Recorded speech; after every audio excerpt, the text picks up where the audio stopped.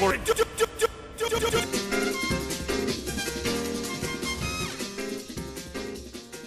What is poppin' in my chop of my Bagel Bites? It is Mr. Bagel Bites here, bringing you a new series idea that I've been workshopping for a little while that I'm calling Deck Direction.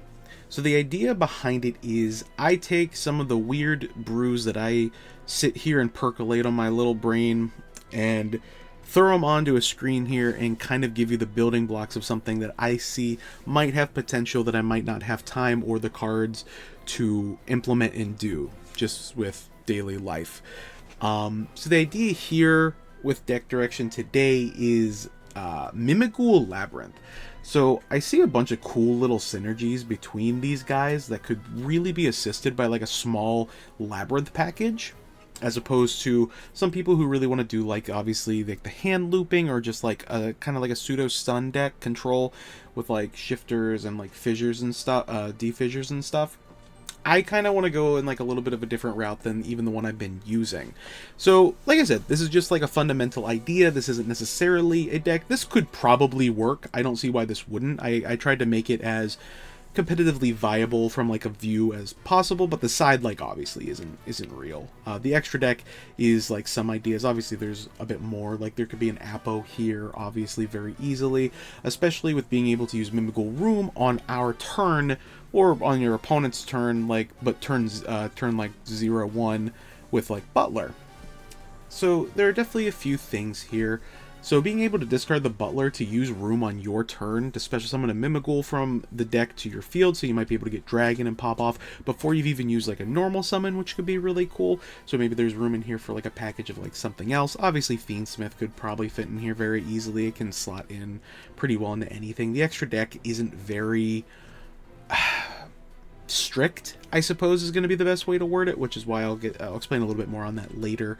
Obviously Big Welcome is really cool, so you're going to be able to like use that, and then you can target a Fiend, so if you still have a leftover Archfiend that happened, that can reset, you can give it to your opponent. You can then like loop a little bit more with like discarding from the hand. Obviously these guys are all here, they are Fiends, they synergize. There's a lot of Fiends in the extra deck, like ideas that I was having there. Mimighoul Maker's obviously really good. It doesn't necessarily do anything with the Labrynth cards, but it's just a really good card in general. Obviously we can get easier access to our dungeon because we can play things like Metaverse. Oh, there's another card I forgot to type in here. It's the Dust one? Quaking? Yeah. So here's like some of the ideas here. Like I considered using like Quaking even, and then like because that can set, but it's just kind of slow. But when you have things like Butler and like the trap cards here with the Labrynth package, it makes them a little bit better. So the idea started when in the last Mimighoul video that I posted probably a few weeks ago now at this point, when I played Terrors of Overroot rather. So using this to like pop a card on the opponent's field after they would like try to play through, and having dungeon up and then like interrupting their plays like on the Ash, setting something, and then they can't really summon anymore, was just really insane. Like Terror's really overperformed. Floodgate Trap Hole kind of does that same idea. So before they hit like their Link monster, if you Floodgate Trap Hole them, that could be really good, and they're kind of stuck with Maker. You can set the Floodgate Trap Hole with the Arius on your opponent's like turn 1 if you lose the die roll, which could be really cool.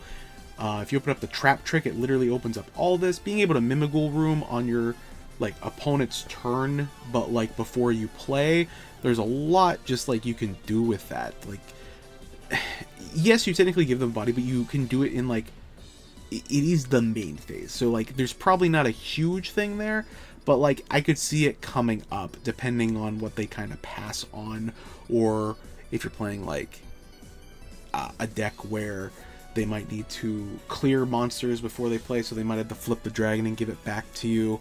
It's not necessarily like good, but like what's cool about the Mimighouls is even when you flip them, you're not giving your opponent a body technically, because they're face down. They can't link them off. There's not really tribute summoning, like that's not really going to be a thing. They can't like send them for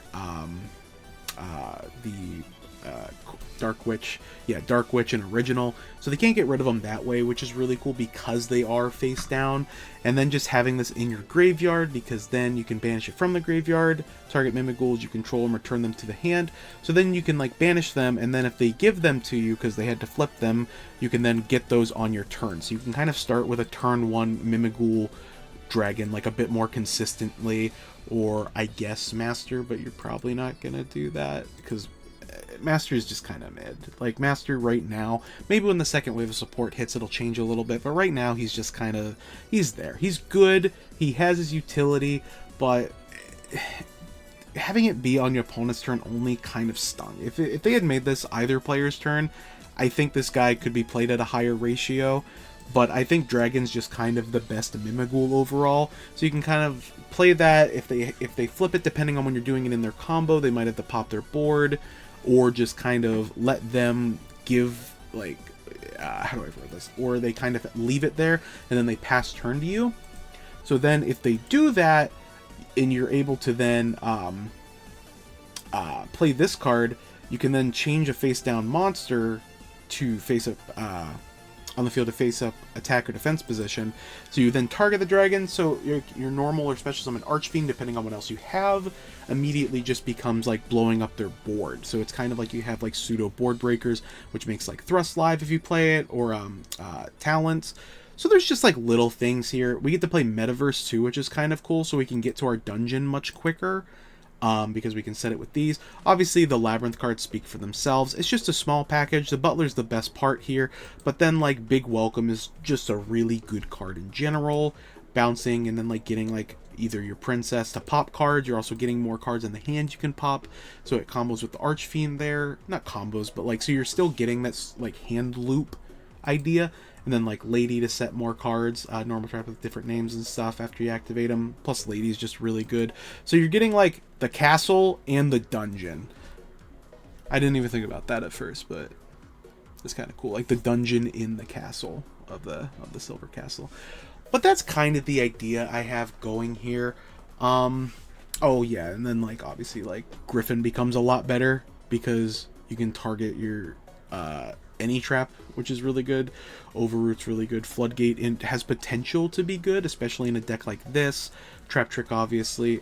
We play the this can be really anything, but it's just an idea I have because I do have the Silhouette Rabbit in here because Silhouette Rabbit's really good. IP obviously could be here. SP's all like your level 1 guys that you're gonna want to trade off because these guys are 1s, so if you need to, you can put them in specific spots to help block the opponent's zones too, so Anima can potentially become a little bit better depending on where you want to place these on your opponent's board, obviously. And then just the 1 package, Zeus, but this is super flexible. This could literally be just about anything. I don't think there's too many super requirements here, except maybe the Lyriwisks, Zeus, this guy, again, Anima maybe, like you got a lot of freedom here. So then like the side, obviously you always have like Fissure and Shifter as like things you can do, because you can side out as like a smokescreen almost, the Labyrinth package, and turn it into like a Shifter like stun brew like the other one that I played. So like one thing I loved about Yu-Gi-Oh! And is a reason I really love Edison, is because it's still able to use your side as like a smokescreen, as opposed to just I side these in and I beat these matchups, and if I draw these I win the game, because that doesn't really happen a lot of the time, but in this brew you kind of can. So depending on the matchup, if you have just like 3 of these and like a few other cards, you can then side out your 8 Labyrinth cards, because you don't have to play the other Welcome. You can, maybe I would bump up, play the other is it Green Girl, Ariana?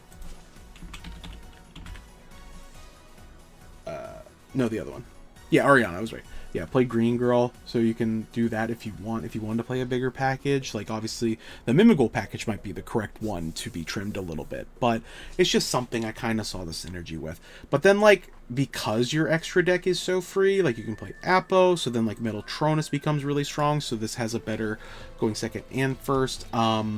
I'll see some of the traps. Like there can only be one, depending on when you're like game 2 or 3, depending on if you won your first one or second one. Like just becomes like a very like traps, like stun brew, and then you play like there can only be one. Like Grave of Super Ancient Organisms becomes really good because your guys get really big under dungeon. Different dimension ground. Obviously these ratios aren't correct, they're just to show options you can play. Super poly, like these can become super poly targets. Ultimate Slayer, Metaltronus, like D-Barrier is obviously really good depending on the matchup. So these are just like small little synergies that I see like that could go somewhere. But tell me what you guys think. If you think there's a synergy here of Silver Castle and the Dark Dungeon, let me know other ideas that you'd like to see me implement into deck direction. I have a few others that I have in the works. These are a lot easier to make than full deck videos where I take them to locals and do everything and build them to see like viability, stuff like that. And then like this could be something that you might see, get a lot of inspiration from and try on your own. Like honestly, I do think there is some merit to like this brew. Some ratios, some things might change, but I do think this could be something that is good. So let me know what you think down below. Like I said, hit that like, subscribe button. Yeah, hit me up with some ideas. I really want to get inspired to just start like deck building again. Like I really love deck building. And this is a weird format, but maybe down the line this could become super viable. You never know. But as always, catch you later.